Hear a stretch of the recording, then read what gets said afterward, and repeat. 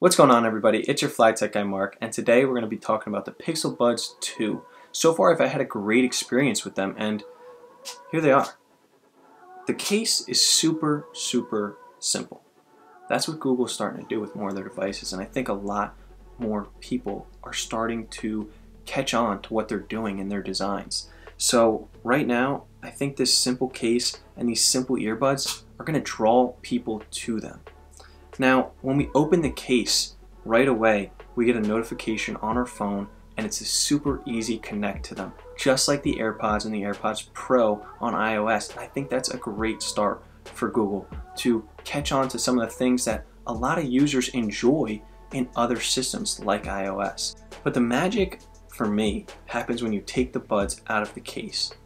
The first thing you notice is how light they are, and I'm really happy with that. But also how simple they look, just like that case. Google's going for a simple design here, and they nailed it. Now, the tip of the earbud actually goes into your ear a little bit more than traditional headphones would, and I think that's what helps it stay in your ear. But also this little horn thingy, yeah, I don't know what else to call it besides little horn thingy, so we'll just stick with that. Hits the top of your ear, and it actually stays in pretty comfortably and doesn't give you an earache after a while. At least with my use. It may differ from ear to ear, I guess. But also, these buds have a super low profile, and it's really useful when you're trying to, put a shirt on or take a shirt off, take a sweatshirt off, whatever you want to do. The buds don't get caught on that material and just fall out of your ears. So that's something that happens with a lot of other earbuds I used, and with these, it doesn't happen. So I really like that. Now, about this little horn thingy. It may look uncomfortable, but you actually appreciate how well built it is once you actually see it and feel it and use it, because Google did a great job with it, and it's not flimsy at all. It actually snaps back in place when you bend it down. It's very well built, and I just wasn't expecting that. But enough about that. Let's talk about what you can do when the earbuds are actually in your ears, and there's a lot. So when in your ear, the buds actually have a lot of controls that you can use. So if you want to raise the volume, you can do that, lower the volume. You could change the next song, go back a track. You can also use the Google Assistant to pretty much do anything, because that's what the Google Assistant does. You can read notifications, you can answer notifications. You could translate a different language back into your language and then translate it back. That's a pretty cool feature, and I haven't been able to use it, but I'm actually supposed to go out of country soon, and I'm probably going to bring my buds and just see how it works, but that's for another time. Anyways, you could pretty much do anything without bringing your phone out, and that's what I liked about the first Pixel Buds as well. You can control pretty much everything, and I never had to touch my phone.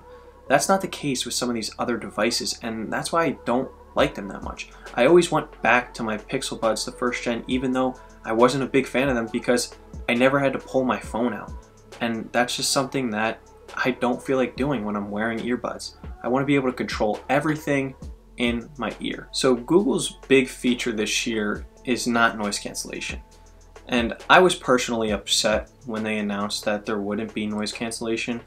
So here's what they did give you. It's called adaptive sound, and it actually works. So this isn't just a gimmick that Google announced and it works sometimes here and there. It actually works, but it just works in a certain way. And here's the catch. Say you're playing your volume at 50%.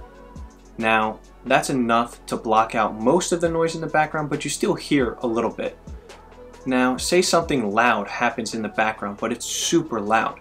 Your earbuds will detect it, and you will hear your volume increase, but it won't increase enough to kill out that noise entirely. Now, if you had your earbuds on 70% and it heard that, volume in the background, increase in sound, it would increase it to about 80%, maybe 75%, and that would kill the noise. But if you're at 50%, it's only going to go up to 55, 60. So it doesn't truly detect all of the noise in the background. It just detects enough, and it will go up slightly from what your volume is at now. With that being said, I'm going to do a little demonstration here as I'm talking now, and I'm going to replay this clip and have adaptive sound on. Now, with that being said, I'm going to do a little demonstration here as I'm talking now, and I'm going to replay this clip and have adaptive sound on. Now, another feature I would have loved with these Pixel Buds is transparency mode. I would have liked it during phone calls especially, because I like to kind of hear what's going on around me when I'm speaking, or hearing how loud I'm talking so that I know that I'm not screaming into the earbuds. With that being said though, I've talked to many people on these earbuds and they've all said that it sounds like I'm talking in my phone. So these definitely have great sound quality when you're talking. And that reason is because Google has this jaw detection, and it detects when your jaw is moving, and then it picks up on your vocals a little bit more. So that's a really cool feature that Google put in these Pixel Buds, and it makes for great call quality. Now, these are the only features that Google has shipped these with. And I say that because they've claimed that they're going to put more features on in the future, and that is going to be really neat to see what they can do with the hardware already just on the software side. But don't buy the device for what it could be in the future, buy it for what it is now. And I think right now it's still a pretty good purchase. So with all these features going on, we're missing one thing, and that's sound quality. But disclaimer, I am by no means a sound geek. I don't know anything about bass or treble or how to change the settings to make the sound amazing. I don't do that. What I focus on is clear and crisp sound when you put the headphones on. And that's exactly what the Pixel Buds delivered to me when I put them in for the first time. The sound is super clear, it sounds great, and it makes me feel the music, and that's what I look for. If I can feel the music and close my eyes and just relax, then I think the Buds are great. Now, they're much better than last year's a couple years ago Pixel Buds and last year's Galaxy Buds, which I came from. So sound quality, these are pretty good. Now, I don't know about bass, I don't know about treble, but for me, they make me feel the music, and they are super clear. So we got all these features going on, we got all this sound quality sounding really clear and crisp, but battery life. How long can it last? How long can you listen for? Well, for me, I don't listen to music for 3 to 4 hours at a time. I don't stream something for 5 hours. That's just not me. I put it on for an hour, 2 hours maybe, and I listen to music.